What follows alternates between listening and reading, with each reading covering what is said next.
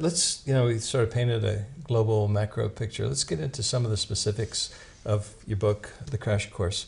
What are some of the things that you talk about in here that individuals can look at? Not in detail, but just in broad overview guidelines.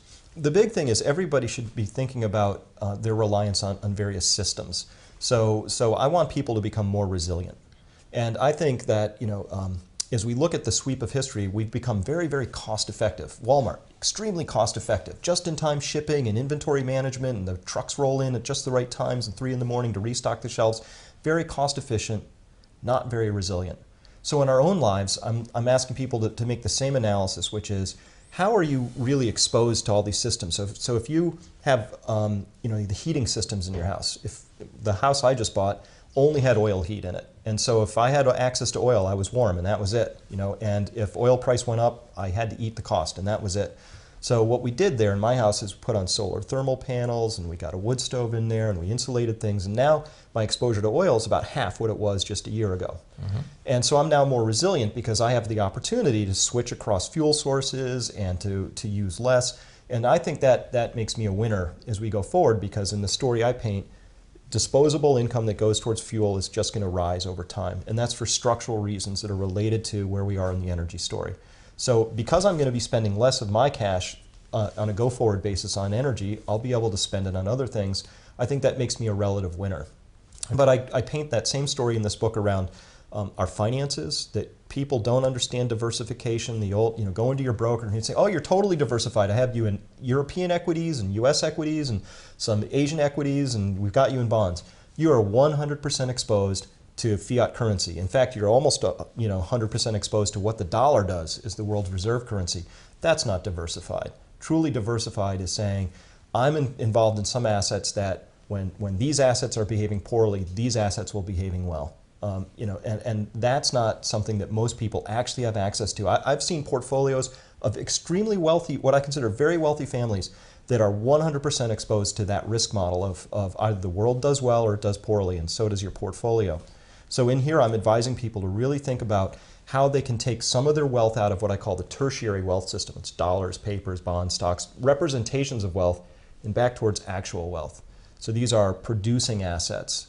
I favor companies that actually have assets in the ground that we can identify, touch, feel, go look at if we want. Maybe even in your own personal holdings. I'm a big fan right now of actually buying farmland, of buying woodland. I live in New England where I think people are going to heat a lot with wood going forward. So fantastic investment, buying woodlot right now. Trees that you can see, don't touch them. They happen to grow 6 to 8% a year. It's like a bond, but it's a tangible asset. So I think history sweeps, and once upon a time you were as wealthy as the amount of land you had. There were the landowners and everybody else. And now who do we really value? And the pendulum sweeps over, and we love hedge fund managers, and what's John Paulson doing, and how much did he earn? He doesn't create anything.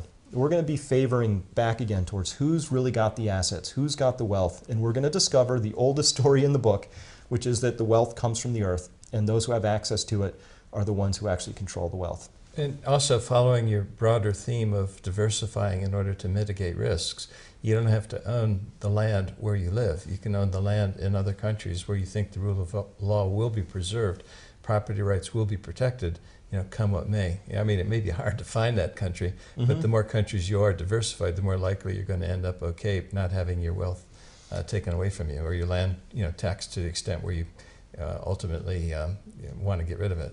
Yeah, for people who have enough assets that they can start to play across jurisdictions, I think that's an absolutely brilliant strategy. For a lot of people who don't have sufficient asset base to do that, you've got to adapt in place best you can and do it through a mutual fund. Do what you can. Well, maybe that's possible as well. So I do think that that's going to be one of the hardest things to analyze in this story, because one of the fears I have is that when the system really breaks, we'll see capital controls get implemented.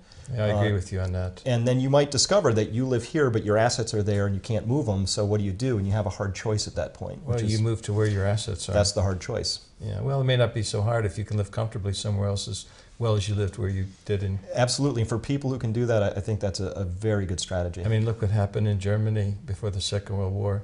Any Jew who did not have assets outside the country and couldn't go live somewhere comfortably ended up, tragic consequences. I'm not saying it's going to come to that again in the future, but basically it makes the point that when governments come after you, you have to have a fallback position. It's always been true in history that there were relatively better places to live. And so, migrating to the United States made extraordinarily good sense at one point in time.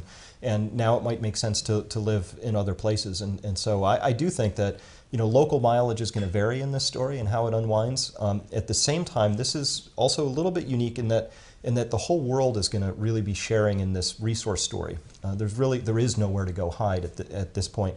Unless you might, imagine something like Norway, which still has tremendous oil resources, although they're in decline, very rapid decline. But they export almost all of their production. And at some point I could imagine a country like Norway saying, forget the exports.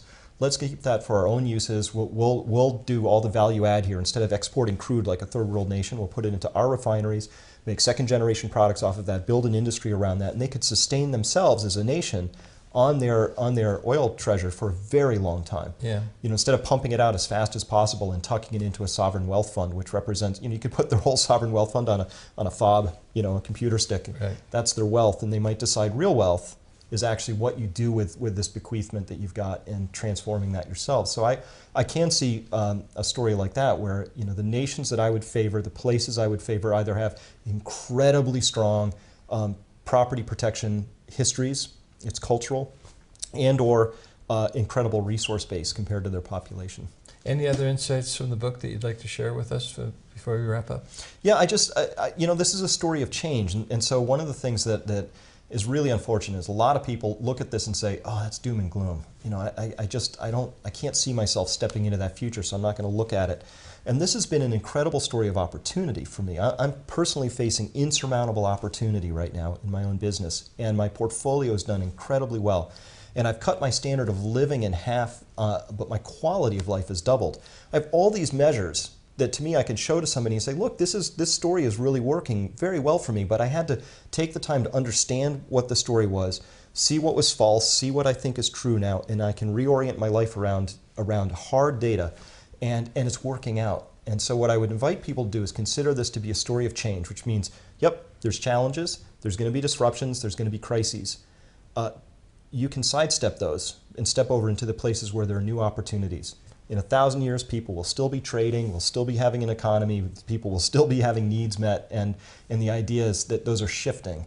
So how can we as individuals start to step into that new story first? Because as you mentioned, first movers have an extraordinary advantage in this story. Yeah, I'm sure people will find the book very thought-provoking, The Crash Course by Chris Martenson, and who's also the founder of the very popular website, chrismartenson.com. Chris, it's been a real pleasure speaking with you. Thank you very much. Thank you. The pleasure's been mine.